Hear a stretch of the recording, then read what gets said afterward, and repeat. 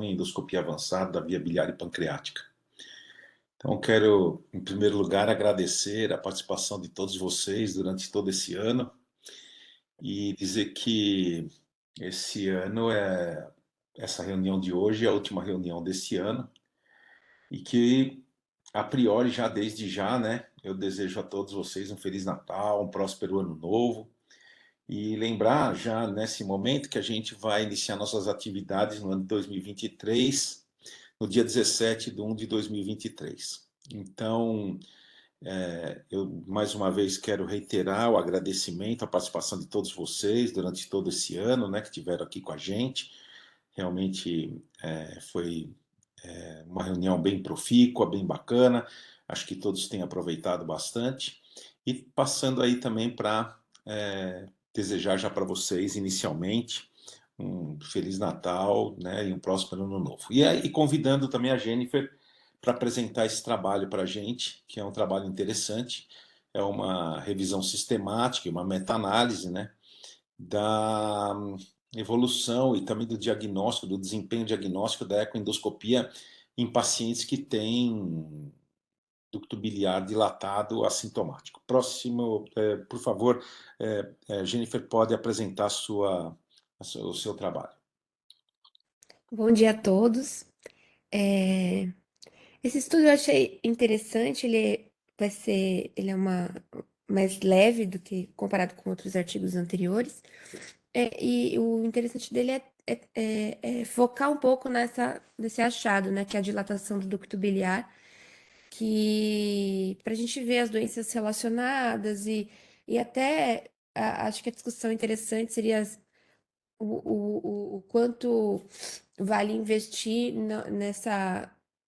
na realização da eco ou de algum outro exame quando a gente encontra esse achado num paciente assintomático. Então, com o aumento, né, da realização de exames de imagem, de ultrassom, tomografia, ressonância, teve um aumento de vários achados incidentais, que a gente já até discutiu, como câncer pancreático, né, dilatação de ducto pancreático, e também foi visto um aumento nas taxas de dilatação do ducto biliar comum, e muitas vezes em paciente assintomático. A ecoendoscopia, ela auxilia na caracterização adicional dessa dilatação.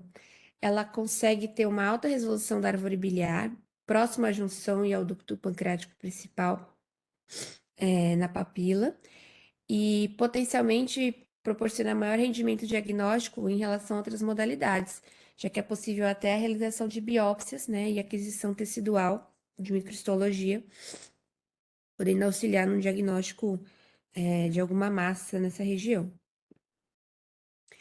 Os valores normais em convenção do ducto biliar principal, ele é de 7 milímetros, que é um corte aceitável, considerado para acima disso como dilatação, e 10 milímetros nos pacientes que realizaram pós-colestectomia.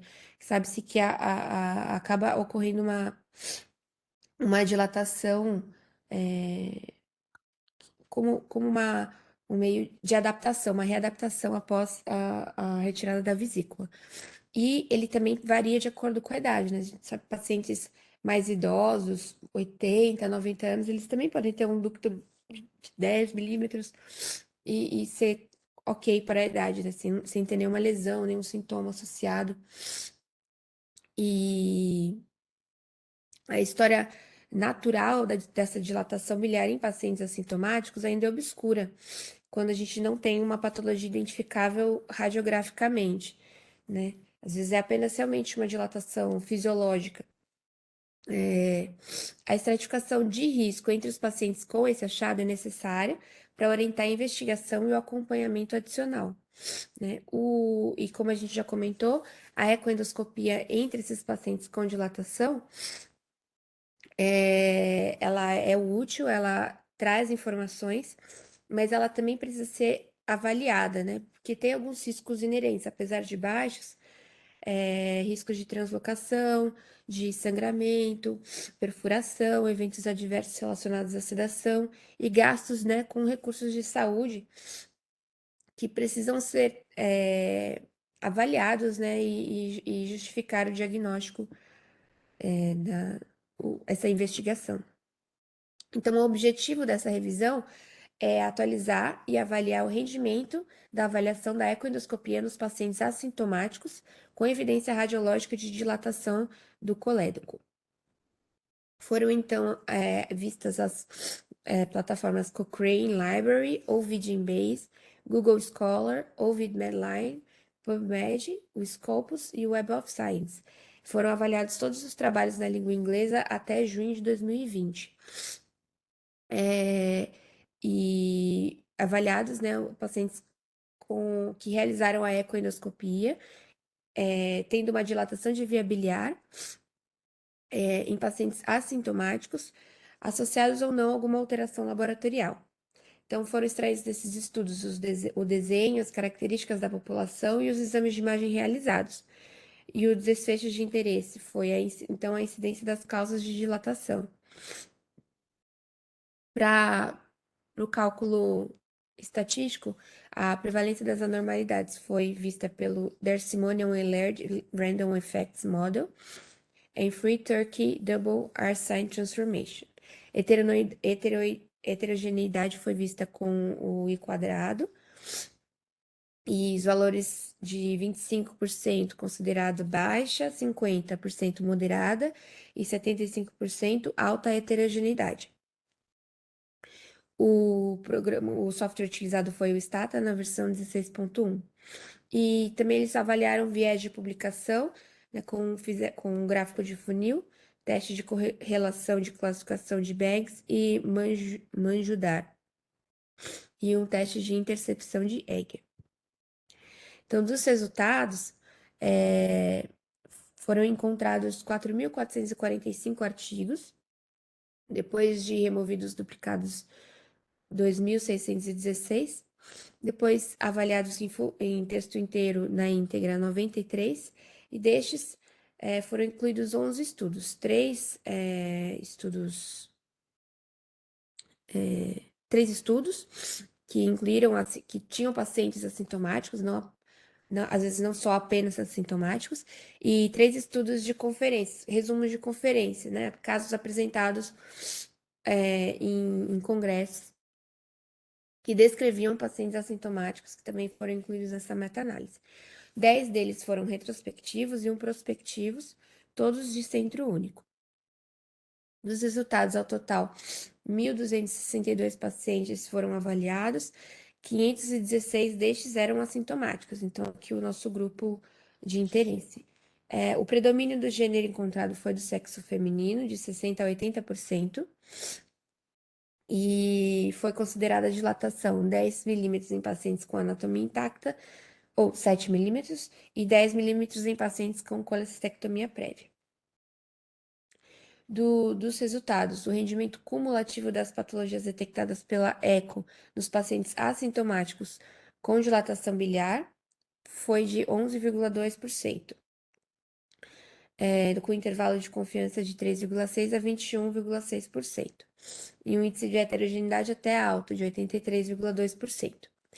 Em 8 estudos descrevendo os pacientes assintomáticos com enzimas hepáticas normais, né, aqui separando apenas os pacientes com as enzimas sem alterações enzimáticas, o rendimento cumulativo da ecoendoscopia foi de 9,4% para a detecção da causa, e com um intervalo de confiança de 1,4% a 21,3%, também com uma heterogeneidade um pouco elevada de 84,4%.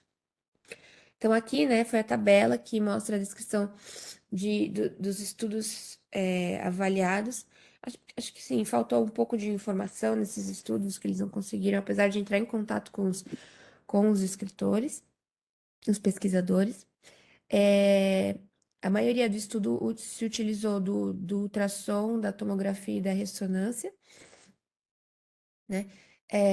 A dilatação foi considerada 7 na maioria dos casos, sendo um deles estudos considerado de 9, de 9, que é o de Nelson.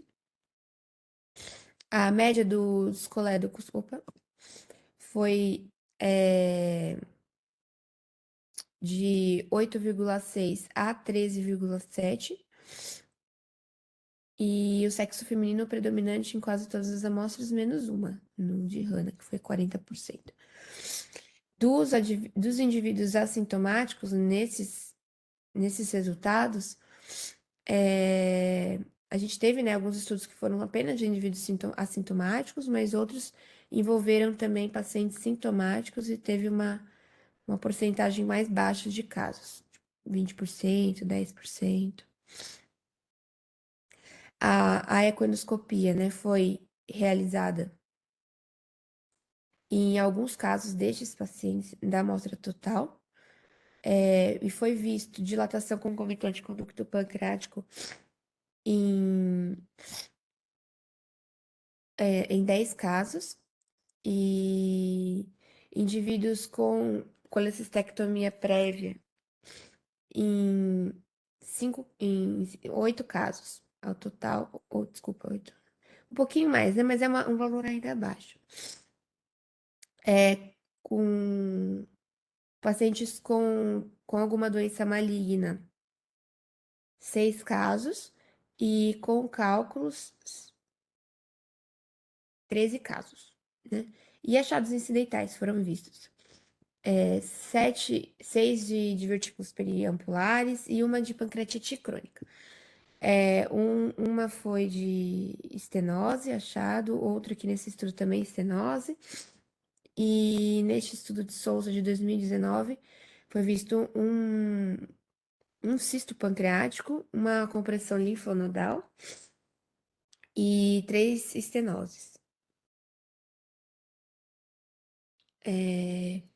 Então, avaliando o rendimento da ecoendoscopia nas etiologias benignas, o rendimento foi de 9,2%, né? Aqui mostra alguns estudos, o de Átila, Rani e Bruno ainda se encontraram do outro lado, mas aqui foi esse rendimento cumulativo. E dentre eles, os cálculos de via biliar tiveram rendimento de 3,4%.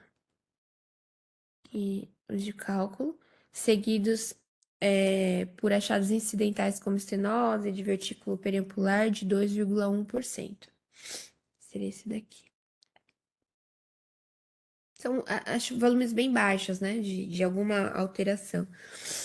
E o rendimento cumulativo da ecoendoscopia nas etiologias malignas foi ainda menor, foi de 0,5% nesse subgrupo de pacientes que já é pequeno, né? E a mais frequente foi as massas ampulares. O rendimento de patologias benignas e malignas teve um intervalo de predição de 2,1 a 40% e de 0 a 9,2% nas malignas, respectivamente. E nas etiologias benignas, o rendimento da eco apresentou uma alta heterogeneidade, que a gente demonstrou, enquanto nas etiologias malignas, a heterogeneidade foi leve. Aqui é o das malignas.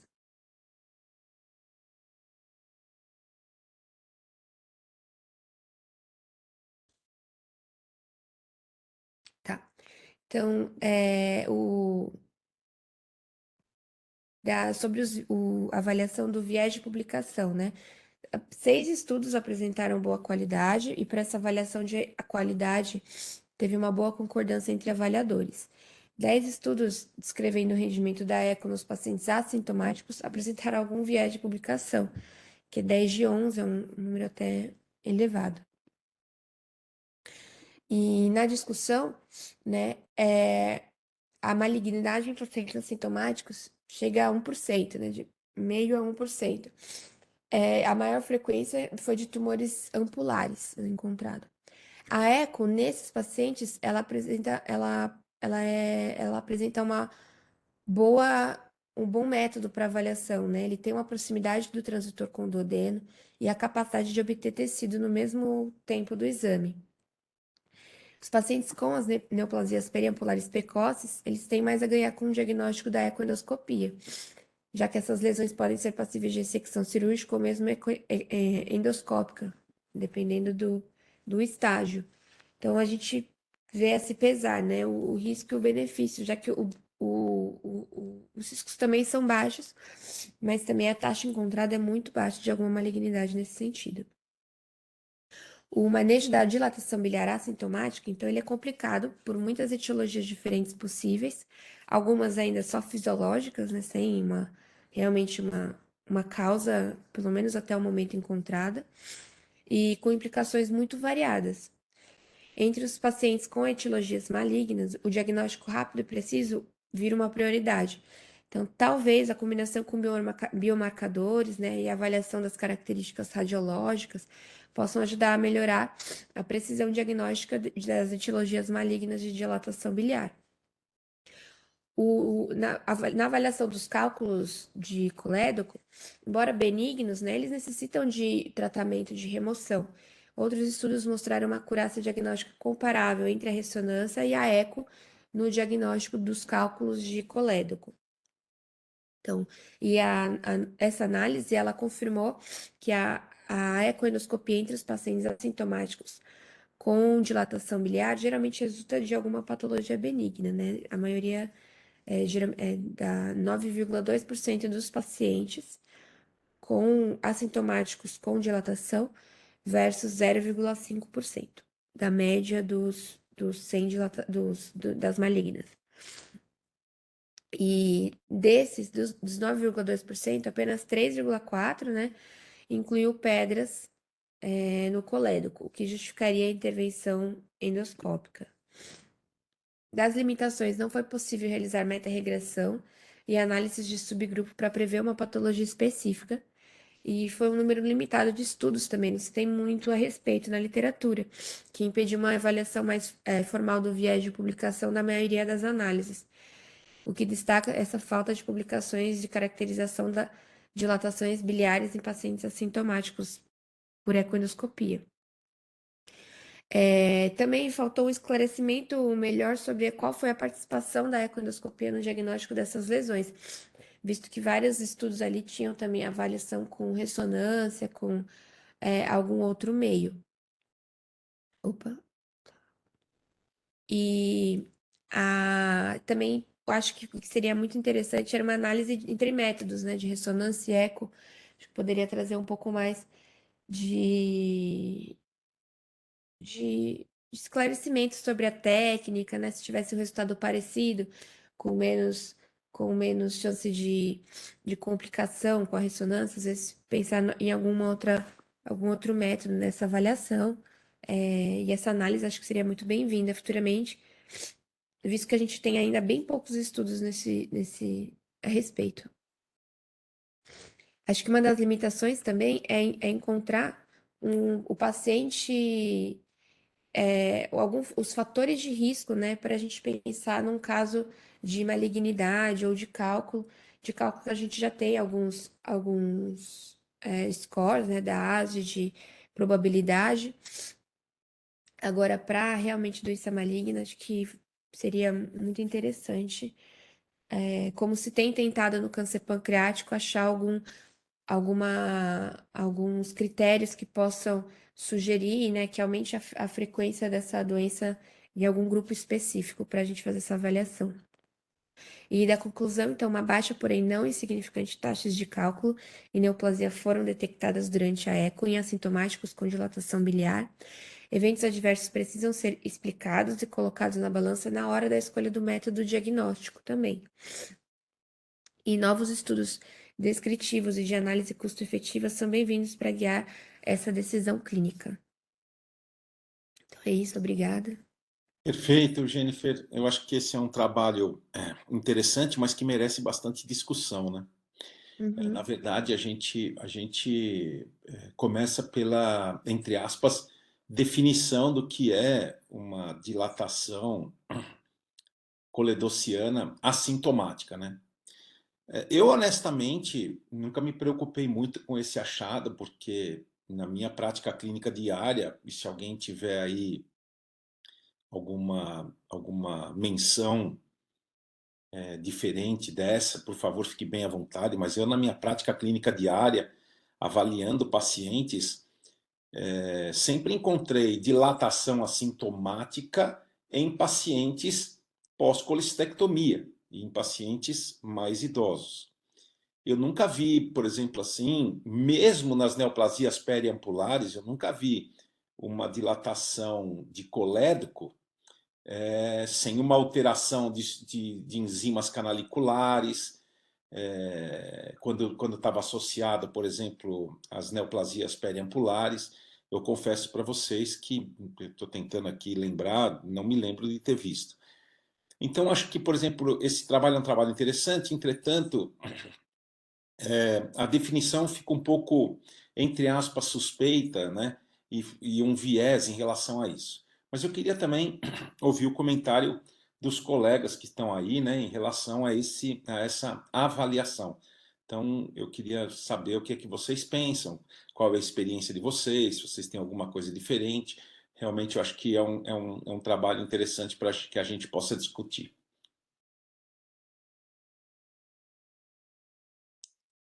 Alguém quiser falar alguma coisa, fique bem à vontade. Humberto, Marcos Clarencio. Celso, Oi, Marcos. eu só discordo desse trabalho um pouquinho em relação aos cálculos de colédoco, os pequenos cálculos que falam que a ressonância magnética tem as mesmas sensibilidades da ectoscopia. Pelo menos no meu mundo não é assim. Você vê muito, cai naqueles mesmos cálculos pequenos, vamos chamar os microcálculos da vesícula, que não é visto por outros métodos. Eu tenho visto bastante pacientes com dilatação de vias biliares pós-colestectomia, ou mesmo antes da colestectomia, com pequenos cálculos. Eu tive essa semana agora, semana passada, em que a ressonância magnética de bom padrão não mostrou. Isso eu vejo muito, pelo menos no meu meio.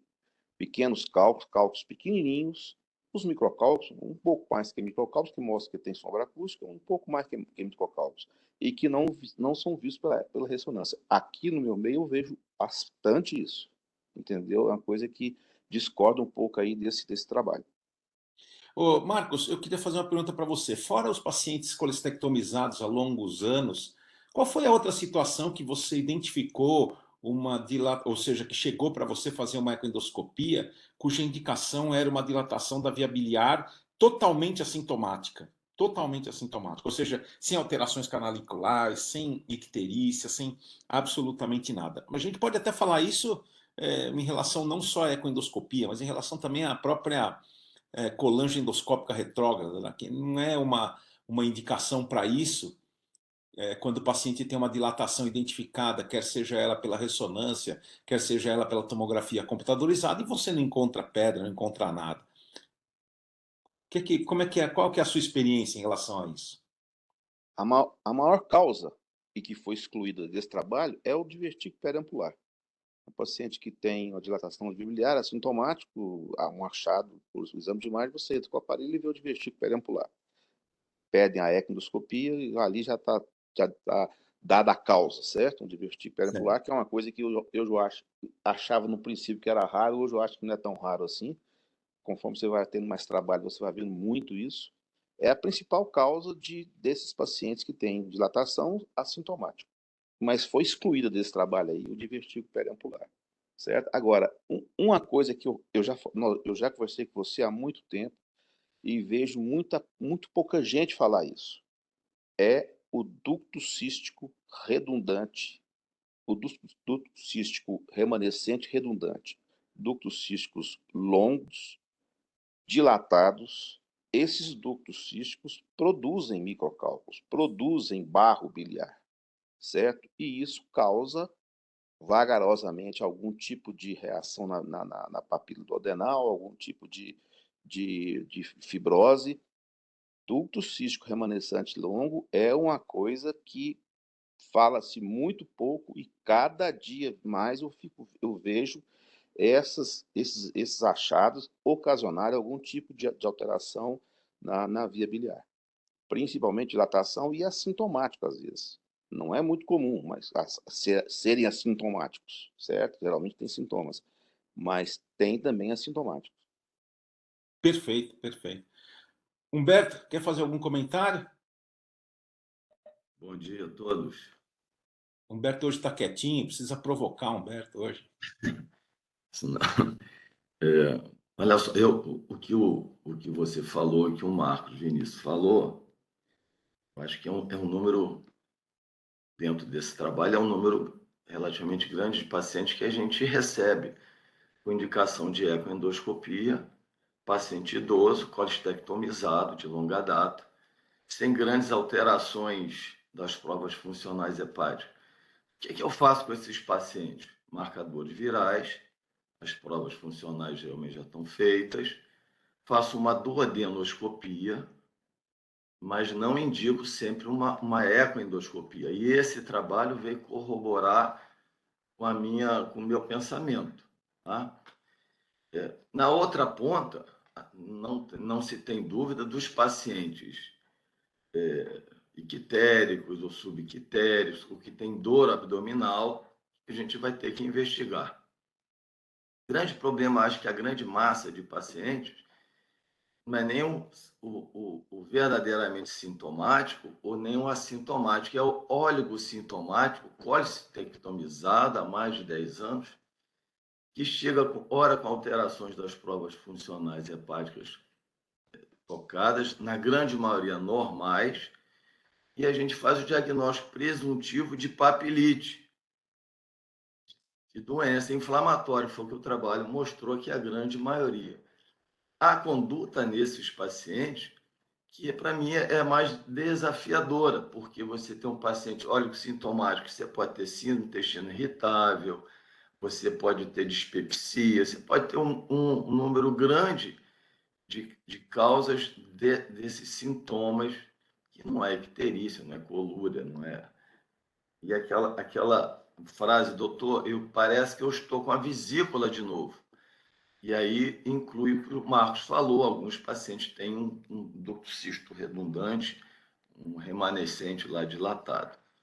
Esses pacientes sintomáticos que são mais desafiadores, porque e acho que eles merecem a investigação completa, com ressonância, com marcadores tumorais e com ecoendoscopia, se possível. Não tendo tumor, a grande maioria, o trabalho mostra, e que na prática eu vejo isso, um outro desafio é você indicar ou não uma CPR para uma papilite. No paciente sintomático, que a gente sabe que a papilite eleva o risco de pancreatite 5 vezes mais do que um paciente que não tenha papilite, e aí a gente vai ter que pesar o risco de colocar um paciente de mais de 80 anos para fazer uma CPR para uma provável papilite, não é disfunção do esfíncter de ódio, eu digo papilite orgânica mesmo, que quando você corta, você vê o esfíncter fibrosado, é difícil cortar, você fica com certo receio de cortar de uma forma com corrente mais alta. Quem faz CPR já passou por essa situação inúmeras vezes. Então, é esse paciente do meio que eu acho que o trabalho, não é esse o trabalho que a gente está discutindo, mas acho que esse paciente do meio, que é a maioria dos pacientes, né? Quando vem, resumindo, assintomático com dilatação, eu vou na duodenoscopia, colangiopancreatorressonância, marcadores tumorais e provas funcionais e acompanho esse paciente. E se fosse do outro lado, como eu falei, bem sintomático, com icterícia ou com dor tipo biliar mesmo, alteração das provas funcionais, claro que esse paciente vai merecer investigação. O do meio, que eu acho que é a grande maioria, que a gente tem que tomar muito cuidado para indicar até mesmo paciente com colectolitise, viu? Tem paciente com colectolitise, oligosintomático, sem nunca ter feito uma pancreatite, porque a papila está inflamada, está fibrosada, não vai passar cálculo, e acho que esse paciente vai fazer menos pancreatite do que uma possível pancreatite por uma manipulação. Eu não sei se meu raciocínio está correto, eu gostaria de ouvir todos vocês. Mas muitas vezes você encontra pequenos cálculos, sem grandes dilatações, não é? 15 milímetros de dilatação, o paciente olha o sintomático e você faz o diagnóstico presuntivo. Lembrando que a papilite, a indicação de papilotomia ou esfincterotomia, é baseado, sem se falar na na manometria esfincteriana, não vou entrar nesse caso, mas dilatação da via biliar, sintomas e alteração das provas funcionais hepáticas, se juntar três, você está autorizado a fazer uma papilotomia, uma esfincterotomia. Né? E aí que são esses casos do meio aí que a gente vê, que raramente a gente tem as três condições. Clínica evidente de cólica biliar, dilatação da via biliar a gente tem, e as provas funcionais positivas no ato da dor. Isso é uma coisa é bom lembrar. Eu sempre peço, quando tiver dor, já deixo o pedido. Quando tiver alguma dor, vai no pronto-socorro, pede para dosar as enzimas, porque elas são flutuantes. Então, nem sempre você pega uma enzima permanentemente aumentada nesses casos de papilite. Então, não é o trabalho, mas como diz que a doença inflamatória foi a maioria e o trabalho não detalha isso, mas acho que ele quis falar em papilite. Desculpa se eu me alonguei. O Não, Celso, perfeito. o Não, Celso, o perfeito, é Celso, isso aí mesmo. É Celso me isso aí. estimula e eu vou, né? Não, tá certo. Não, eu também concordo com tudo que você falou, realmente. Eu acho que são pontos importantes e que a gente tem que discutir, né? Eu sempre volto a dizer, eu acho que a gente precisa definir melhor o que é uma dilatação assintomática. Na minha concepção, na minha prática clínica diária, é exatamente aquilo que você falou. Dilatação assintomática é um paciente que você já foi submetido a uma colestectomia, geralmente de uma idade mais avançada, e que tem uma dilatação da via biliar. Se ele não tem alterações, se ele não tem icterícia, se ele não tem alterações de provas canaliculares, eu, por exemplo, não indicaria absolutamente nada, entende? Não tem porquê. Essa é a minha tendência. Então, esse trabalho, assim, eu acho que o grande problema. Jennifer, qual foi a definição deles de dilatação da via biliar assintomática? Segundo ele, 7 milímetros e de 10 milímetros no paciente colecistectomizado. Então é isso, entende? Agora, sem ter nada, sem absolutamente nada, né? Não tem absolutamente nada. Eu, não, eu por exemplo, eu julgo. Quando você já faz, por exemplo, você vê, aqui vocês estão vendo nesse diapositivo um paciente com pancreatite crônica. Agora, essa pancreatite crônica que foi um achado incidental, Jennifer, essa pancreatite crônica era uma pancreatite crônica incipiente ou não? Porque uma coisa é um achado incidental de divertículo periampular. Outra coisa, ele pancreatite crônica, né? Ou seja, vamos supor, se essa dilatação do colédoco foi identificada pela ressonância, se ela foi identificada pelo ultrassom, o ultrassom às vezes pode fazer o diagnóstico de alguma alteração do pâncreas, né? Porque para Eu você acho ter que uma dilatação numa pancreatite crônica leve, eu também confesso que eu nunca vi, né? Nunca vi isso. Não sei se vocês já viram, mas eu não vi. Tem também gente que tem bastante experiência aí. Marcos, O seu, Oi. bom dia a todos aí. Aí estamos na nossa última sessão, né? E dizer Exato. que realmente as sessões realmente foram bem interessantes durante o ano e sempre acrescenta, né? E a troca de experiência entre os colegas também se ajuda muito e isso tudo ajuda a gente a estudar também, a ver artigos, isso eu acho muito interessante. Apesar de que alguns dias a gente fica com sono para acordar, mas eu acho que durante esse período todo aí de 2022 foi muito bom assim estar presente nessas sessões e sempre houve um crescimento do ponto de vista de conhecimento, né, desse assunto que palpitante, né, a via biliopancreática. Na minha cabeça, assim, Celso, o número mágico que eu sempre tive na minha cabeça era de 6 milímetros na via biliar a ultrassom. E entre 6 e 7, aqueles pacientes que tinham retirado a vesícula. Entre 6 e 8, aqueles pacientes que tinham retirado a vesícula. Então, acima de 8 ou acima de 10 eram pacientes que tinham alguma coisa que poderia investigar. É claro que o perfil hepático alterado, né, sinaliza para a gente a necessidade de investigar mais profundamente. Mas quando não existe alteração do ponto de vista laboratorial, realmente aí cai nessa seara aí de coisas que pode ser a própria evolução normal da via biliar, né, no paciente idoso dilatado, ou coisas não, etiologias não habituais, né? Então, dessas todas aí que já foram citadas, eu lembro mais uma vez, o Humberto até sinalizou, a disfunção de esfíncter de Oddi, que é uma situação difícil de diagnóstico, e você vai muito pela parte clínica, de laboratório e de imagem, né, para você ter uma ideia, e quando é um tipo 1, você deve fazer a papilotomia, o tipo 2 é discutível o que é que deve fazer, o tipo 3 não, né? Agora, uma outra coisa que eu chamo a atenção também, que deve ser investigado, é a papila e a adenoma de papila, né? Que pode dar também e ser completamente assintomático, né? É claro que a endoscopia, eu me lembro assim, se você for ver a evolução das coisas, a gente tinha muito ultrassom. Quem fazia ultrassom bem feito nos dava a ideia da via biliar extrahepática. Depois surgiu a ressonância. E a gente que trabalha no hospital escola, a ressonância ficou algo bem acessível, né?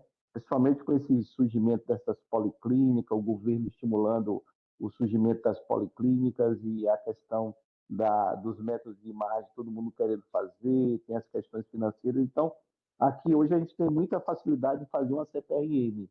Isso ajudou muito. Mas eu acho que o grande desafio, assim, e que a endoscopia pode ajudar a, descobrir, a desvendar esse desafio, é quando você encontra um tumor de papila, né, intrapapilar, numa fase inicial, né, que às vezes é difícil você dar um diagnóstico, né? E a endoscopia, sim, pode ajudar não só como uma imagem alterada, mas também com a possibilidade de fazer biópsias profundas. Agora a gente está conversando aí de exceção, né? Mas a exceção deve ser sempre lembrada, porque quando aparece você tem que dar o diagnóstico, né? Mas a gente evoluiu muito assim com a CPRM e com a endoscopia para ver a imagem e a possibilidade de fazer biópsias mais profundas na papila. Perfeito, Marcos, isso mesmo. Alguém tem mais algum comentário? Por favor, fique bem à vontade. Eu queria perguntar para a Jennifer, que no trabalho aí foram encontrados 10 pacientes com dilatação do ducto pancreático. E ela depois comentou de fatores preditivos, né? Então, acho que isso tem que chamar a atenção, que é para mim de alta importância, dá importância a esse achado, porque é um fator preditivo para você ter lesão pancreática ou mesmo periampular, tá? Vou falar de pancreatite crônica, vamos falar de tumor, mas acho que se tiver associado o ducto pancreático, isso é que eu faço. Se na ressonância não tem ducto pancreático dilatado, eu já falei, o que eu faço? Vou até duodenoscopia e acompanho. Agora, a dilatação do ducto pancreático, pequena que seja, eu acho que aí merece a eco, a ressonância merece tudo. Então, eu queria se ela pode falar se esses pacientes teve algum estudo em separado do diagnóstico desses pacientes com dilatação do ducto pancreático, se eles estão naquele 0,5% de tumores. Eles não fizeram uma separação, uma análise, doutor, do que seria realmente, né, eu acho que o mais legal nisso tudo, com os dados que eles têm, sobre os pacientes que tiveram a dilatação concomitante do ducto pancreático, se a porcentagem é maior, né, de malignidade ou de achados realmente mais graves para esse doente. E aqui, ó, ao total, eles tiveram 10 pacientes só de toda a amostra com dilatação concomitante do ducto pancreático. Perfeito. E agora, esse ponto que o Humberto levantou é um ponto importante, né? Uhum. Diferentemente de uma dilatação, entre aspas, assintomática da via biliar, que a priori eu não dou muita importância na minha prática clínica diária, uma dilatação, mesmo que segmentar, do ducto pancreático principal, aí a coisa muda de figura, assintomática. Aí eu acho que aí a gente tem que fazer mesmo, usar de todos os artifícios. Então, se eu recebo um paciente que fez uma ultrassonografia abdominal e identificou uma dilatação, quer seja ela de todo o ducto, quer seja ela focal, ou no corpo, ou na cauda, ou na cabeça do pâncreas, aí sim, aí eu não tenho muita dúvida, né? Eu vou complementar esse achado de imagem. Eu acho que isso que o Humberto falou é um ponto importante. Eu acho que ninguém aqui, né, tem dúvida em relação a isso, né? Celso, Oi? pegando um gancho no que o Humberto falou, uma conduta que eu tenho sempre, com pacientes com dilatação de via biliar, sintomático ou assintomático, qualquer que seja, eu sempre faço uma duodenoscopia antes. Sim, Entro com o isso com certeza. aparelho, faço, tenho a visão, porque a ectoscopia não te dá uma visão igual um duodenoscópio, não dá mesmo. Eu faço, assim, 1 minuto, vou lá 1 minuto, vejo essa papila, e depois tiro o aparelho, coloco outro e faço a ectoscopia. Isso é minha conduta há 20 e tantos anos. Totalmente de acordo também. O Marcos Vinícius, e aí a gente cai naquele negócio, você olha a papila está um pouquinho diferente, você acha que está um pouquinho diferente, e aí você faz a biópsia e a análise vem uma análise duvidosa. Recentemente no grupo alguém postou um caso assim, e é o que acontece. A duodenoscopia, eu não levo o paciente para o hospital para fazer CPR, fazer nada. Eu faço na clínica uma duodenoscopia e pronto. Mas se você achar que a papila está um pouquinho diferente, se começar a biopsiar essa papila, né, eventualmente uma análise equivocada vai te deixar em situação difícil, como foi o caso apresentado aí, né? Durante a semana alguém apresentou isso, né? Uns achavam que a papila estava normal, outros achavam que não estava, veio uma biópsia que achou que era adenoma, o Celso achou que tem que repetir a biópsia, mandar por fila, enfim. Então você tem que tomar muito cuidado com a conduta agressiva. Então é isso. É Tá isso bom, já mesmo. falei muito. Chega. É isso mesmo. Posso? Eu queria, Posso? queria saber. Opa, claro.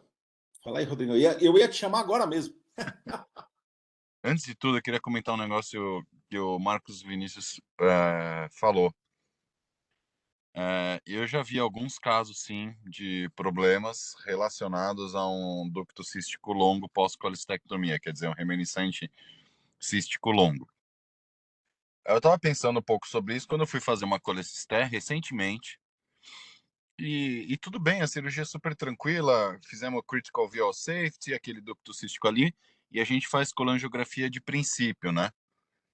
Fomos lá, fomos fazer a colangiografia, tudo, injetamos contraste, nisso veio um cístico ultra longo, assim, ultra longo. Ele descia, passava por cima do colédoco e se inseria do lado esquerdo do colédoco. E eu estava fazendo a colangiografia sozinho na sala, pedi para os assistentes saírem, para não expor eles à radiação. Quando eles voltaram, eu falei, olhem essa imagem. E aquele cístico todo tortuoso, imenso. Só que geralmente quando isso acontece, esse trajeto todo do cístico acaba sendo dentro do hilo, né? Pericoledociano dentro do hilo. Aí eles voltaram, tal, coloquei os 2 clips, virei para eles e falei, eu quero dissecar um pouco mais esse cístico. Pô, foi um quebra-pau na sala, né? Um quebra-pau. Eles falaram, pô, você tá querendo fazer uma lesão de veias biliares para aumentar a sua casuística do seu pós-doc, né? Então, às vezes, esse trajeto do cístico super longo, ele acaba sendo dentro do hilo, né? Não é que você tem uma exposição completa desse cístico. E eu fiquei pensando na minha dúvida, pô, você realmente aumenta o seu nível de dissecção? Se a gente começar a sugerir isso de uma maneira geral para cirurgiões que também não são especializados em vias biliares, cirurgião geral, né, o cirurgião que não tem uma dedicação tão grande, faz colestectomia, eu acho que o nosso nível a nossa incidência de lesão iatrogênica de via biliar vai disparar, e eu não sei até onde isso pode trazer algum benefício para a gente. Mas é uma coisa que ficou muito na minha cabeça, viu, Marcos Vinícius? Assim, fiquei pensando nisso na hora lá.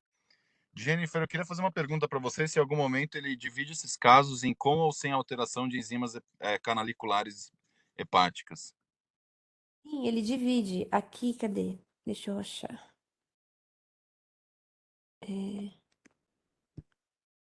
Depois eu quero falar sobre esse cisco ainda, viu, Rodrigo? Legal, legal. Pode falar, Marcos, pode falar. Enquanto ela procura aí, pode falar, fica à vontade. É o seguinte, eu fui monitor de anatomia durante todo o meu curso, certo? E tem muito contato com o pessoal da anatomia. Quando eu estava fazendo minha dissertação de mestrado, 2001, 20 e tantos anos atrás, eu já tinha essa cabeça virada para esse cisco longo. E fiz algumas cadáver, fiz algumas dissecção do das vias biliares hepática, tal, fui ver. Esse cístico longo, ele anda junto com o colédo, junto com o hepático comum no caso, no mesmo fânero. É uma coisa, ele não é que o cirurgião está deixando um cístico longo, não. Ele, se for dissecar como você está falando, vai realmente entrar dentro daquele fânero aí, tirando, fazendo lesões. E isso é uma coisa, é uma variação anatômica que o paciente tem, entendeu? A cirurgia é tranquila, você deixa, você vê que deixa um coto cístico pequeno, e quando você, no futuro, está aquele cístico enorme. Às vezes, eu tenho vários casos como esse, mais largo do que o coleto, que é quase um anel vesículo. Eu fiz um anel vesículo a questão de um mês atrás, uma coisa que eu achei que eu nunca mais iria ver com esse advento dessas modernidades. Eu vi um anel vesículo, um negócio enorme, e operado por um cirurgião fantástico. Quando eu entrei para tirar essa, e com cálculo nessa neovesícula, quando eu tirei para tirar, para fazer o procedimento, era foi um UPA, porque era junto com o coleto, no mesmo fânero, emendado com o coleto. Então, eu acho que não é o cirurgião que deixa um cisco longo, não. É a variação anatômica que o paciente tem. O cístico de implantação baixa, né? Perfeito, é isso mesmo. Isso, Deixa eu fazer uma cisco de pergunta para variação baixa. vocês. Vocês conseguem tratar isso via CPRE? Não, Fazer algum tipo de manobra para limitar isso via Você CPRE? sabe o que melhora? Às vezes resolve o problema? Prótese. Você bota uma prótese metálica, deixa aí 10 meses e isso fecha. Esse cisco fecha. Eu já tenho perfeito. vários casos como esse, vários. Você Perfeito. coloca uma prótese metálica em pacientes que estão dando problemas demais. Você deixa uma. Até por outro motivo. O paciente tem uma lesão de via biliar, estou tratando a lesão dessa via biliar dele. Não estou nem preocupado com esse cisco muito longo, certo? Mas está lá que é cisco longo. Eu coloco uma prótese. Quando eu faço retiro a prótese e faço uma colonografia, esse cisco está fechado. Resolve muitos casos. Provavelmente, por fechar a funcionalidade dele, ele deve, sei lá, acontecer, que só sei que fecha. Vocês vão permitir entrar na discussão de cirurgião aí? Bem rapidinho, Humberto, bem rapidinho. Vamos lá. É que eu vou ficar muito tempo sem ver vocês, eu vou ficar com saudade de falar. É o seguinte, eu acho que o mesmo raciocínio que a gente faz por que dilata a via biliar pós-colestectomia, porque a gente tem o fator pressórico do esfíncter intacto, né? Então, por isso que esse ducto cístico longo pericoledociano, ele vai dilatar e vai aparecer uma neovesícula ou vai formar microcálculo. E o que corrobora que quando a gente tem uma esfincterotomia prévia, você não vê esses cistos longos. É o mesmo raciocínio de botar a prótese. Você tira a pressão, provavelmente não só pela prótese, o Marcos Vinícius, mas pela esfincterotomia. Você tirou o regime de pressão no sistema, o colétrico vai dilatar menos e o colétrico e esse ducto cístico paralelo, né, vamos dizer assim, que o longo, né, paralelo, também não vai dilatar. É bom lembrar aqui, eu queria falar para o Celso, porque como tem residente, que eu acho que é de extrema importância como em meio acadêmico, você vai ter treinamento para colegas na CPR e treinamento para cirurgia. Eu acho extremamente importante assinalar essa questão do ducto cístico longo, de implantação baixa. E, normalmente, esses longos, Marcos Vinícius, se eu estiver errado, você e o Rodrigo me corrigem, geralmente esses longos eles implantam lá embaixo, perto da papila. Eles não implantam ali no colético médio, não. Eles implantam lá embaixo. Eu acho que de extrema importância assinalar isso com foto, com descrição chamando bem a atenção para evitar exatamente a lesão da via biliar. E eu acho que isso vai dilatar porque o esfíncter está intacto. Com papilite ou sem papilite, vai dilatar. O regime de pressão na via biliar vai estar aumentado e não tem a vesícula para fazer o reservatório. Então, esse ducto longo ele passa a ser o reservatório da bile. E isso vai dilatando. Perfeito. Concordo plenamente contigo, é isso mesmo. No Perfeito. caso da prótese, eu dei como exemplo, são pacientes que têm outras indicações de prótese, por exemplo, lesão de via biliar, eu vou colocar uma prótese. São casos mais corriqueiros que eu tenho. Eu observo depois que aquele cístico longo foi obliterado, entendeu? Mas concordo exatamente, tirou a pressão do esfíncter papilar, melhora. É mais ou menos como o Lusca, o canalite de Lusca, que te manda um paciente já fez 2, 3 cirurgias, não achou o porquê da fístula biliar, você faz uma simples papilotomia, E certo? você mesmo. Uma papilotomia ampla, lógico. E esse Lusca fecha. Perfeito. É isso aí. Gente, alguém tem mais algum comentário a respeito desse trabalho? Aqui, Bom, desculpa, doutor, só para mostrar o que o doutor Rodrigo perguntou, a claro. taxa nos pacientes assintomáticos sem alteração enzimática foi, ou quer dizer, com alguma alteração enzimática foi de 11,2% e sem alteração enzimática foi de 9,4%. Quer dizer, não houve diferença estatística praticamente, né? Entre É. um e outro, né? É Só isso mesmo. rapidamente, Celso, eu acho que esse artigo, assim, ele para mim falhou numa coisa. É aquela resposta definitiva, assim, paciente que tem dilatação de via biliar, você vai investigar ou não? Se Uhum. vai Exato, investigar ou não, qual exato, caso você vai investigar? Assim, exato. só naqueles que têm alteração enzimática ou em todos? Tudo que a gente está falando aqui, olha como bacana foi essa reunião. Olha a miríade de diagnósticos possíveis, mas ainda sim levando a consideração que a maioria dos pacientes não vai ter nenhum diagnóstico específico. Acrescento que eu vi recentemente dilatação de via biliar, eco, lesão no colédoco médio, biópsia, nada, prótese, retirada de prótese, colangioscopia, uma neoplasia intraepitelial, numa paciente totalmente assintomática com enzimas normais, né? Então, o que eu estou dizendo assim, todas essas formas de investigação que a gente está falando são formas de investigação caras que nem sempre estão disponíveis.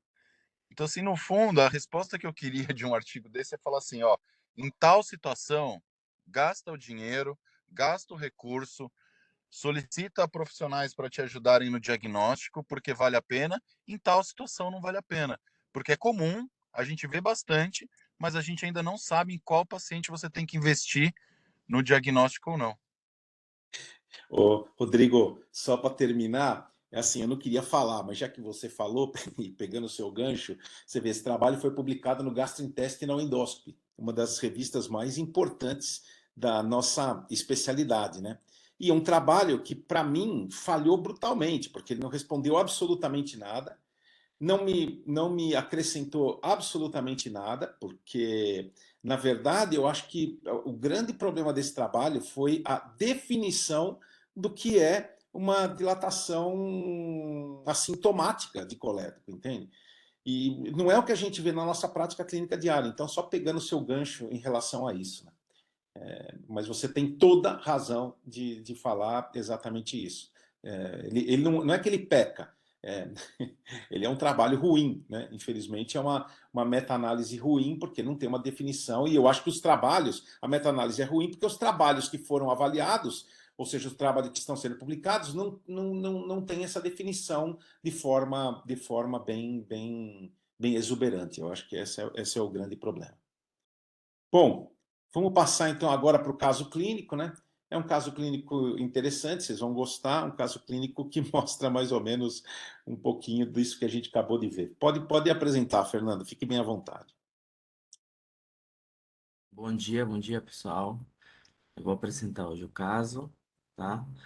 É um paciente que a gente viu no hospital, tá? É um paciente de sexo feminino, de 49 anos, tá? O paciente que veio pra gente com um quadro de icterícia, tá? Aproximadamente 3 de 4 cruzes, tá? Essa paciente, como antecedente, ela tinha uma neoplasia de ovário avançada, tá? Ela já estava fazendo acompanhamento, pela equipe da oncologia e tal, né? Ela tá fazendo sempre acompanhamento da doença de base dela. Numa exame de imagem que ela fez, que foi uma ressonância de abdômen, foi visto um nódulo no hepato colédoco, tá? De mais ou menos 0,8 centímetros. Era menos do que 1 centímetro, tá? Esse nódulo comprimia no colédoco, tá? É no colédoco um pouco mais distal. E tinha dilatação a montante, tá? Aí eu vou mostrar para vocês, já passou na imagem aqui, a imagem da ressonância. Não sei se vocês conseguem ver aqui. Aqui dá para ver pouca coisa, mas na imagem que corta, que pega melhor, é aqui de baixo, tá? Tem um afilamento aí, ó. Esse daí era a nodulação que estava no colédoco distal e ela fazia com que o colédoco que está a montante, tipo do outro lado, fique dilatado, tá? Aí foi continuada a investigação dessa imagem, né? Porque o paciente estava etérica, estava com bilirrubina total de 6, tá? Foi feita uma ecoendoscopia, aí eu coloquei aqui para vocês a imagem da eco, tinha um nódulo aqui em cima e aqui embaixo a dilatação do colédoco, tá? Tava bem dilatado o colédoco por conta daquela, daquele nódulo que estava obstruindo aí a via biliar, tá? Aí foi visto o nódulo, foi vista a dilatação do colédoco e foi feita também assim mesmo a punção daquele nódulo, né? Para ver, tentar diagnosticar o que que era isso que estava na via biliar, que era, a gente viu que era extrínseca, né? É uma compressão extrínseca. Fernando, nesse momento aqui, vamos pedir aí o concurso dos nossos colegas, do Humberto, do próprio Marcos Vinícius, do Marcos Clarencio. Vocês fariam alguma coisa diferente? Por exemplo, vocês viram que é uma paciente que tem uma história de uma síndrome constitutiva por uma síndrome neoplásica, né? Neoplasia de ovário, onde ela tem, pela ressonância magnética, várias formações linfonodais, e ela começou com um quadro de icterícia, né? Então, alguém faria alguma coisa diferente? Fique bem à vontade, Humberto. Eu queria perguntar uma coisa. O Fernando falou aí, eu não vi a descrição, parênquima pancreático estava livre? Parênquima pancreático Tá, livre, totalmente tá. livre. É porque ele falou que era uma compressão extrínseca. Exatamente. Não, Na verdade, assim, a dúvida da ressonância era entre compressão extrínseca e uma massa mesmo nodular no interior do colédoco, né? E o que a gente viu aqui realmente era um nódulo que vocês estão vendo aí, que comprimia mesmo a via biliar, né? E fazia com que ela se dilatasse a montante, como vocês estão vendo nessas imagens aí. E nós fizemos a biópsia, né? então, E assim, algumas coisas assim para lembrar para os residentes assim. A imagem da colangio-ressonância, ou interrupção da junção do colédoco médio com o colédoco distal, se eu não me engano, faz você pensar o diagnóstico diferencial até em tumor de pâncreas, pela colangio-ressonância. Por isso que eu perguntei do parênquima. Uma outra questão acho que tem que ser levantada, você tem que pensar. Essa ecoendoscopia, a ecogenicidade, você pode falar que pode ser um gânglio, ou é um nódulo de dentro do colédoco? E se a compressão é extrínseca, não está dentro do colédoco. A maioria dos colangiocarcinomas são do aspecto, são do tipo infiltrativo, não do nodular. O nodular é menos comum, se eu não me engano, né? Então, assim, eu acho que é compressão extrínseca ou é nódulo de dentro do colédoco? Pela ressonância, parece que é uma compressão extrínseca, porque você não vê uma falha de enchimento de menos de 1 centímetro dentro do colédoco. O aspecto parece tipo uma compressão, como se fosse até um tumor pancreático, estenose e afilamento abrupto, né? Nesse caso aí, né, a gente sabe que essa doença, que ela tem uma doença de base, é uma doença que causa muitas metástases linfonodais, né? E aí o que aconteceu? A ressonância, ela mostrou mesmo uma dilatação do colédoco com uma área nodular bem pequena, que a própria médica da ressonância, porque agora a gente está junto com o pessoal da radiologia, né? Então, na mesa atrás da gente tem a radiologia e a gente está aqui na outra mesa. Então, essa simbiose que a gente está tendo está sendo muito profícua, né? Porque a gente, no mesmo momento que a gente faz a endoscopia, quer seja ela endoscopia alta, colono, qualquer coisa, a gente já pede para o pessoal da radiologia, me mostra aí a ressonância, me mostra aí a tomo. Então, isso aí tá muito gratificante isso, sabe? Realmente muito, tanto para nós quanto para eles, né? Então, nesse caso aí, né, a gente é nitidamente um nódulo, né, não é do colédoco, não é intracoledociano, é um nódulo periférico que realmente estava comprimindo. Talvez seja um conglomerado de nódulos que estão comprimindo, né, que a gente não conseguiu identificar esse conglomerado, mas a gente identifica exatamente esse pequeno nódulo que bateu inclusive, né, foi muito interessante, né, porque volta à imagem anterior aí, Fernando, que bateu inclusive com a imagem da ressonância, né, que vocês estão vendo aí. Mostra a imagem anterior, Fernando. Então, você mostra para eles ali o nódulo, ó, tá vendo? Naquela imagem da direita ali, a de cima da direita, o nódulo, e ali embaixo, ó, tá vendo? A colangiopancreatoressonância, né? Mostrando provavelmente um conglomerado e o colédoco distal totalmente normal, ó. Tá vendo? O colédoco distal normal ali, ó, bem lá embaixo, ó. Sim. Na seta ali que vocês estão vendo. E olha o ducto cístico remanescente longo aí, ó, grosso. Exatamente, exato. Que se soma, né? Um ducto cístico que se soma exatamente ao colédoco ali, né? O colédoco que vocês estão vendo ali. E Bem, outra bem coisa, lembrado. o pancreático normal, fininho, né? Não, Sim, do o pancreático está fino. normal. Exatamente. Coisa de, Bom, pensar aí em metástase mesmo. pode continuar, Fernando, para a gente dar continuidade à discussão. Vou colocar aqui. Bom, essa aqui é a imagem da eco, né? E essa aqui é a CPRE que foi feita, tá? A imagem vocês podem ver aqui, a dilatação gigante, aqui está o colédoco bem dilatado. E nessa outra imagem aqui do lado, vocês podem ver aqui que tem um aspecto normal, mas depois vem a dilatação, que é depois daquele nódulo, né, que estava comprimindo. O que foi feito aqui? Foi feita a canulação, papilotomia, e foi colocada uma prótese metálica autoexpansiva, totalmente coberta, né? Aí dá para ver a prótese aqui, ó, e aqui nessa imagem, tá? Para aproximar a parte distal dela. E aqui tem as imagens da CPRE, tá? Que foi uma canulação bem difícil, né, torcedores? E aqui tá a papila, tá? Aqui a fio guia e a colocação da prótese. Esse aqui, essa imagem última aqui, é a imagem como que ficou a prótese depois de ser colocada. A gente viu que imediatamente que foi colocada, né? Saiu bastante bile do duto. Foi esvaziado o duto biliar, né? E como Aí, ele... hum? Pode falar.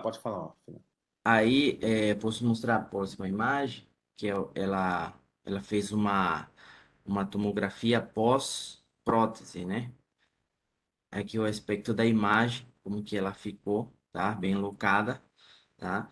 E teve, já no seguinte dia, quando foi pedido os exames de laboratório para ela, a bilirrubina que estava de 6, né, foi para 4. Ela foi diminuindo gradativamente. A icterícia da paciente também melhorou, tá? Ela conseguiu aceitar a dieta, tá? Depois no próximo dia, Tava no quarto já, não foi para UTI, nada. Ela estava acordada e ela estava já se alimentando. Dieta leve, né? Mas já estava comendo.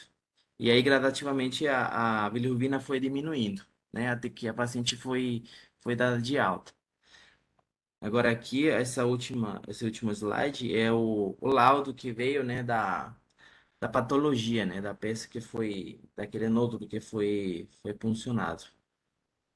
Aí eu quero ouvir o doutor Filadélfio, né? Acho que a gente tem que chamar o Filadélfio em relação a isso, É, né? Essa é a biópsia. Infelizmente, Fila, não pudemos mandar esse caso aí para você, né? Mas a gente mandou para o patologista do hospital. E aí, esse é o resultado que a gente tem. esse é o laudo que eles deram pra gente. Não tem o que falar. Não, não. Bom, é isso aí, né? Realmente é isso aí. Eu acho que o Fila resumiu tudo, né? Não tem o que falar. Ou seja, você vê, é muito importante, mais uma vez, eu volto a dizer, gente, quem faz ecoendoscopia precisa ter um bom patologista ao seu lado, para que você consiga simplesmente fazer o diagnóstico, né? Então, o que acontece com essa paciente? A gente teve a oportunidade de fazer uma biópsia inicial, fizemos a biópsia com uma agulha boa, né? Uma agulha para aquisição tecidual de uma lesão pequena, e o diagnóstico foi, entre aspas, inconclusivo, que é o que a gente vê frequentemente quando o patologista não tem experiência com esse tipo de técnica, tá? Então, isso aqui é apenas para elucidar que agora essa paciente está com uma prótese metálica autoexpansível, a chance de fazer uma nova biópsia ela diminuiu bastante, né? Para que a gente possa mandar para um paciente, para um patologista que tenha expertise com isso. Então, essas são as dificuldades que a gente tem e que todos vocês, com certeza, devem ter em relação a essa avaliação de biópsias por agulha fina. Fila, tem alguma coisa mais a comentar? Alguma coisa? Eu, assim, vamos imaginar um caso desse. Uma coisa que se faz é fazer vários níveis, né? Apesar que, aparentemente, pela técnica utilizada, você não vai ter uma otimização do material obtido, né? Mas, eventualmente, cortes seriados pode ter a lesão aí que vocês biopsiaram. Uma possibilidade, né? Perfeito, perfeito. Rodrigo, eu quero saber sua opinião em relação a isso. Quero saber qual tem sido a sua experiência. O Marcos Clarence também acho que quer falar alguma coisa, ou o Marcos Clarence? Tenho só uma dúvida agora, Ardengue.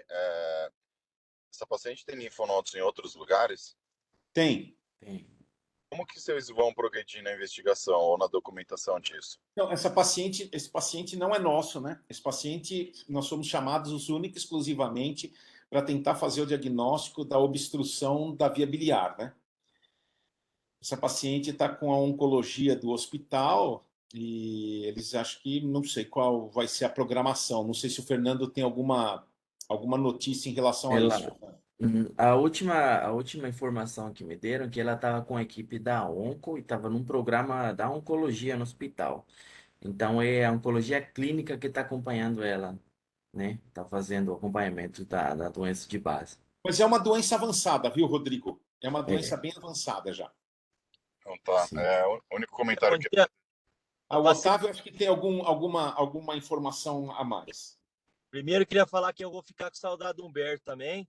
E a paciente faleceu essa semana, doutor Celso. Era Tá avançadíssima a vendo? doença dela. Sim. Então, era uma paciente que já tinha uma doença bem avançada. Então, é uma paciente que já foi a óbito devido ao quadro avançado Felizmente. dela, da doença dela, né? eu só queria fazer um comentário rápido Claro. aproveitando o momento, essa época nostálgica do ano, para lembrar vamos dizer, século passado, né? E o que eu estava pensando sempre era assim, se a gente não tivesse vocês nesse momento também para ir atrás do diagnóstico, se esse caso fosse um caso mais precoce, como as ferramentas que vocês têm livrariam uma paciente de um procedimento cirúrgico para para tratamento tanto da síndrome colestática, só que mais do que isso, a síndrome colestática tudo bem, resolvida com uma prótese, mas quão bonita é o método para buscar o diagnóstico, né? Então, assim, Sim. provavelmente antes da ecoendoscopia, para se buscar o diagnóstico dessa lesão, num caso menos avançado que esse, que você ia precisar do diagnóstico, essa paciente teria que ser submetida a um procedimento cirúrgico, né? Sim, com certeza. E é isso, é uma pena perder um diagnóstico desse depois de um procedimento tão bacana e de uma oportunidade tão boa de fazer um diagnóstico pouco invasivo, né? E é isso que a gente sempre reforça aqui, né? Como nós somos dependentes um dos outros e para atingir um nível de trabalho de altíssimo nível, como cada uma dessas cadeias tem que ter um desempenho de altíssimo nível. Queria deixar um imenso abraço para todos e desejar um ótimo final de ano para vocês. E sempre agradecer essa oportunidade de estar aqui aprendendo tanto com vocês, com que para mim são meus ídolos aí da via biliopancreática. Um grande abraço a todos nesse final de ano. Nós aqui temos a grande satisfação de ter um cirurgião de tão alto nível como você aqui com a gente e que está sempre à disposição para estar aqui discutindo. Não é fácil, né? Não é fácil. Da mesma forma com os patologistas. Se alguém tiver mais algum comentário, por favor, Marcos. Tem duas perguntas. Opa, fala aí, assim, Beto. Apesar do desfecho ter sido ruim, né? Mas eu não sei se o Fernando mostrou marcadores tumorais dessa paciente. Mostrou aqui? Não. Acho que não. Não tem. Não. A outra pergunta, Celso, é o seguinte: eu vi ali que a colocação da prótese, vocês não fizeram uma papilotomia, vocês fizeram, foi muito econômica. Praticamente a gente fez uma papilotomia bem curta, né? Qual é a tua experiência em pancreatite com prótese coberta sem papilotomia? Já que Olha, eu vou ser bem sincero para você, doença nunca tive. pancreática, não é Nunca tumor tive. pancreático. Nunca tive. Nesses casos assim, nunca tive. Pancreatite aguda, nunca tive. Com prótese totalmente coberta. Totalmente coberta, nunca tive mesmo. Bom, gente, eu vou ficar com saudade, não é só do Otávio, de todo mundo, tá? E Otávio, você tem ano que vem, já no início, a oportunidade de me zoar, né? Quando os nossos times vão se confrontar. Enfrentar. Não é nem enfrentar, isso não é enfrentamento, isso é um encontro amigável, né? Cordial. Se tivesse colocado Palmeiras e Flamengo, fizesse um misto, a gente tinha papado esse time aí da. A gente jantava a Argentina, essa é a verdade. Dos irmãos, molinho. A saúde para todo mundo, tá? É isso aí. Forte abraço. A saúde realmente a gente vive falando, mas eu estou impossibilitado de trabalhar, estou aqui com a tipóia, com o braço doendo, acordando 3 horas da manhã com dor. Então, saúde é o mais importante, porque a gente fica longe do trabalho. Não é fácil. Não é fácil. Então, um forte abraço, um beijo no coração de todo mundo aí. Obrigado pelas oportunidades, viu, Celso, viu, Rodrigo, Marcos, todo mundo. Beleza. Filadélfia. Vou ficar com saudade dos quadros representativos do Filadélfia, né? As imagens representativas do quadro, do caso clínico que se apresenta, né? Mas é isso aí. É só um pulinho e a gente está aí de novo. Quando é que volta, Celso? Dia 17 estaremos de volta aí. Bom, Bertão, a gente te ama, cara. A gente te ama. Ótimo. Muito obrigado. Muito obrigado. Marcão? Nesse momento, assim, de muitas emoções, né? Um momento de muitas emoções, né? Final do ano e tal, Natal. Realmente foi um prazer aí ficar 2022 aí com vocês. O Rodrigo sempre modesto, né? O Rodrigo traz coisas sempre novas e demonstra assim que é um cara que está sempre lendo, né? E foi muito bom. Espero que 2023 estejamos aqui com boa saúde, né, Humberto? E um abraço aí a todos, viu? E até o próximo ano. Celção, você é gente boa, meu amigo e irmão. É isso aí, gente. Olha, gente, mais uma vez, né, eu quero agradecer a todos vocês pela presença, a todos, sem exceção, todos aqueles que participaram da reunião durante o ano, né? A nossa reunião tem tido uma média de 20 a 25 pessoas por reunião.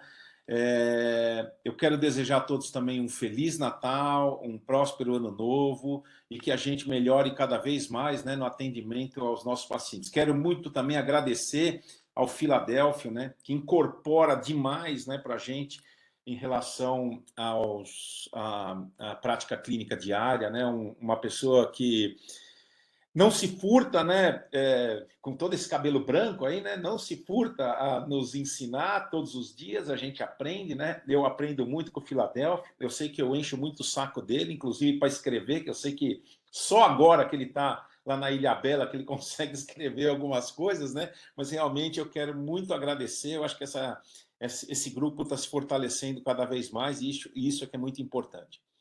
Então, um Feliz Natal a todos. Oi, Fila, se você quiser falar alguma coisa, fique bem à vontade. Não, na verdade, eu que tenho que agradecer. A patologia não se faz de forma isolada. Ou nós trabalhamos em conjunto, e esse grupo é um bom exemplo disso. E tem uma coisa muito importante, né?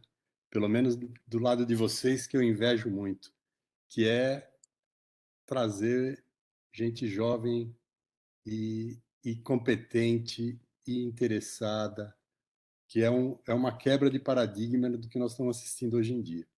Então este grupo é um modelo muito interessante que dá esperança de que a gente ainda continue podendo fazer uma medicina que a gente acredita que seja diferenciada, né? Então, eu acho que assim todos nós agradecemos, né? Acho que todos nós acabamos por interagir de uma forma positiva, profícua, como você diz. E fim de ano é bom para a gente fazer esse tipo de reflexão, né? Com Então, certeza. acho muito positivo. Apesar do cabelo branco, isto não me cansa. Isso é ótimo. Então, também aproveitar e desejar uma ótima passagem de ano para todo mundo e que a gente continue nesse bom nível aí, né? Com certeza. Esse esforço aí do grupo tem que ser valorizado.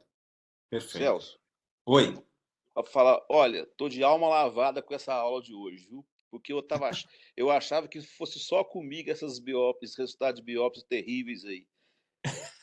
Tirar o sono da gente. Mas eu já aprendi o caminho através desse grupo. Já tô no ombro do Filadélfio. Já tô começando a mandar os casos para ele já, entendeu? Para melhorar um pouquinho essa estatística minha aí. Já vi. Ainda bem que eu tô vendo que não é só comigo a coisa. Mas Olha, mesmo assim, Feliz Natal para todo mundo, próspero ano novo, maravilha esse grupo. Olha, na segunda-feira já começa a ficar com prurido para chegar a hora dessas aulas.